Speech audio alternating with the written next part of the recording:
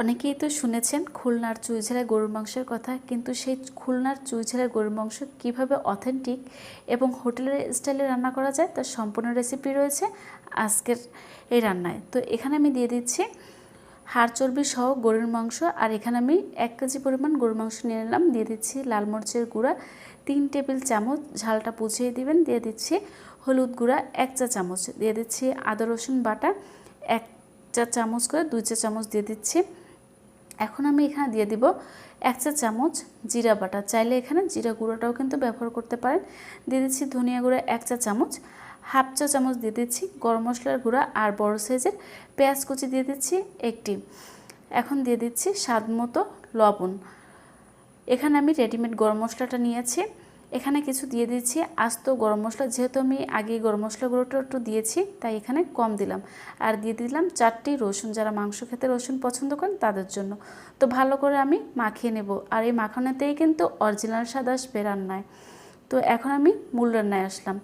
এখন আমি দিয়ে দিচ্ছি প্রেশার কুকারে, আজকে আমি সম্পূর্ণ রান্নাটা প্রেশার কুকারে করব, তাই দিয়ে দিচ্ছি পরিমাণ মতো তেল। আর তেলটা গরম হয়ে আসলে দিয়ে দিলাম এই পর্যায়ে পেঁয়াজ কুচি। পেঁয়াজটা হালকা যখন ভেজে নেওয়া হয়ে যাবে, এখন আমি ম্যারিনেশন করা সম্পূর্ণ মাংসটা দিয়ে দিচ্ছি। তো পুরো মাংসটা আমার দেওয়া হয়ে গিয়েছে, এখন আমি এই পর্যায়ে একটু নেড়েচেড়ে দিচ্ছি। তো ভালো করে নেড়েচেড়ে মিশিয়ে নিলাম। এই পর্যায়ে আমি দিয়ে দিচ্ছি জয়ফল, এখানে 4 ভাগের 1 ভাগ জয়ফল দিয়ে দিলাম, আর দিয়ে দিচ্ছি 3টি তেজপাতা। তো দিয়ে আমি একটু নেড়েচেড়ে নিচ্ছি। এটা চাইলে কিন্তু ম্যারিনেশনের সময়ও দেওয়া যাবে, তো আমি ভুলে গেছিলাম, যার কারণে আমি এখন দিচ্ছি। এখন আমি ঢেকে, মাংস থেকে যে পানিটা আসবে সেটা কিন্তু শুকিয়ে গিয়েছে, এখন আমি ভালো করে কষিয়ে নিচ্ছি। যে তেলটা আসবে আসলে সেই তেলটার সাথে একটু ভালো করে কষিয়ে নিতে হবে। আর আমি এখানে দিয়ে দিচ্ছি গরম পানি 1.5 কাপ পরিমাণ, আমি একটু অল্প অল্প করেই দিচ্ছি, এতে কিন্তু মাংসের স্বাদটা খুবই ভালো আসবে। তো একটু নেড়েচেড়ে আরও আধা কাপ দিয়ে দিলাম। তো ওই পানিটা যখনই শুকিয়ে যাবে, উপরে তেল তেল চলে আসবে, তো এই পর্যায়ে কিন্তু নেড়েচেড়ে বেশ কিছুক্ষণ আসলে রান্না করে নিতে হবে। তো ভালো করে কষিয়ে নেওয়ার পরেই কিন্তু দিয়ে দিচ্ছি চুই ঝাল, এখানে কিছুটা চুই ঝাল নিয়ে নিলাম, আর দিয়ে দিচ্ছি জাস্ট অল্প একটু পরিমাণ টেস্টি লবণ। তো যারা আসলে হোটেলের মতন খেতে চান তাদের কিন্তু অবশ্যই টেস্টি লবণ দিতে হবে, না হলে কিন্তু অরিজিনাল স্বাদটা কিন্তু কখনোই পাবেন না। তো এখন আমি দিয়ে দিচ্ছি 2 কাপ পরিমাণ গরম পানি, গরম পানিটা দিয়ে বেশ কিছুক্ষণ নেড়েচেড়ে নিচ্ছি।